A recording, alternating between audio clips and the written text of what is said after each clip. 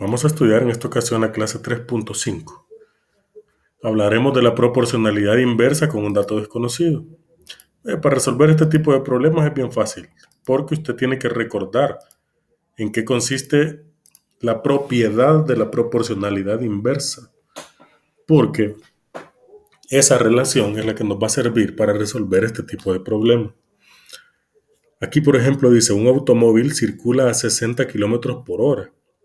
Invierte 2 horas en cubrir la distancia que separa dos ciudades. Si vuelve a realizar el viaje a una rapidez de 20 kilómetros por hora, ¿cuánto tardará? Entonces aquí en una tabla ustedes pueden ver que están organizados esos datos. Si va a 60 kilómetros por hora, si esa es la rapidez, si la rapidez es 60, el tiempo que tarda son 2 horas. Entonces lo que está preguntando el problema es, mire, ¿qué sucede si, si la rapidez es 20? ¿Cuánto tiempo va a tardar? Bueno, si usted conoce la propiedad fundamental de la proporcionalidad inversa, recordará que lo que hemos venido hablando es que el producto de las magnitudes siempre va a ser el mismo. Es decir, que al multiplicar, en este caso 60 por 2, esa es la multiplicación que tiene que hacer, va a dar lo mismo que 20 por A. Entonces, si multiplicamos 60 por 2, ¿cuánto es eso? 60 por 2. Tenemos 2 por 0, 0. 2 por 6, 12. Entonces tendríamos que el resultado de esa multiplicación es 120. Entonces, aquí al multiplicar 60 por 2 da 120, pero al multiplicar estas dos magnitudes también tiene que dar 120. Va, entonces aquí la pregunta es, ¿por cuánto multiplico el 20 para que me dé 120? De eso se trata. Para poder saber cuál es el número que andamos buscando, que es el número A, ¿qué tenemos que hacer para poderlo encontrar? Pues hay que dividir 120 entre 20 y ahí lo va a encontrar de manera directa. ¿Eh? 120 entre 20. Hay que hacer esa división. Si hacemos 120 entre 20, ¿cuántas veces cabe? 120 entre 20. Cabe 6 veces. Para probarlo, en este tipo de divisiones usted puede tomar, fácilmente puede tomar acá dos cifras y acá una.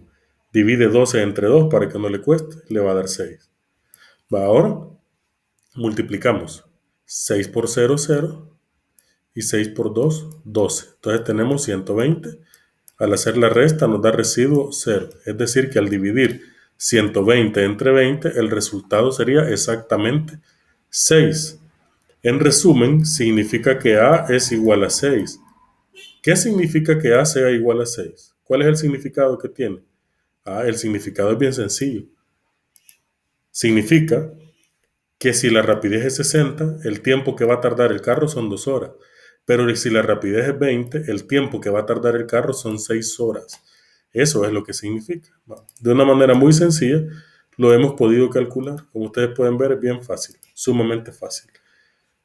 Otra cosa que podría ser fácil para poder entender, recuerden que en la propiedad lo que nosotros hemos visto, lo que vimos en las clases anteriores, es que las multiplicaciones son contrarias. Las operaciones, perdón, son contrarias. ¿Qué le hago al 60 para llegar al 20? Tendría que dividir entre 3. Si usted divide 60 entre 3, le va a dar 20. Pero abajo, en lugar de dividir, se hace lo contrario, sería multiplicar. Entonces, para llegar al número A, tendría que hacer 2 por 3. ¿Y 2 por 3 cuánto es? El mismo 6. Entonces, son dos maneras diferentes para poder resolver el problema. Por supuesto, usted utilice la forma que le parezca más sencilla, que le parezca más simple. Aquí están las dos explicaciones. ¿Ven? Las dos explicaciones de lo que acabo de desarrollar. Como la rapidez y el tiempo son cantidades inversamente proporcionales, el producto siempre es constante. Y en lo que les decía, mire, al multiplicarlos le tiene que dar 120, en ambos casos. Entonces, tendríamos que haber dividido 120 entre 20 para que nos diera el 6. Esa fue la primera explicación que yo les di. La segunda, aquí se multiplicó por un tercio, que es lo mismo que dividir entre 3, y abajo se tuvo que multiplicar por 3, por eso 2 por 3 da 6. Cualquiera de las dos formas está bien. En conclusión, se puede encontrar el valor, un valor desconocido en situaciones sobre proporcionalidad inversa, utilizando la definición o la propiedad de la proporcionalidad inversa. Y ahora, ustedes van a hacer lo mismo en las tres tablas que aparecen en los ejercicios de la página 113.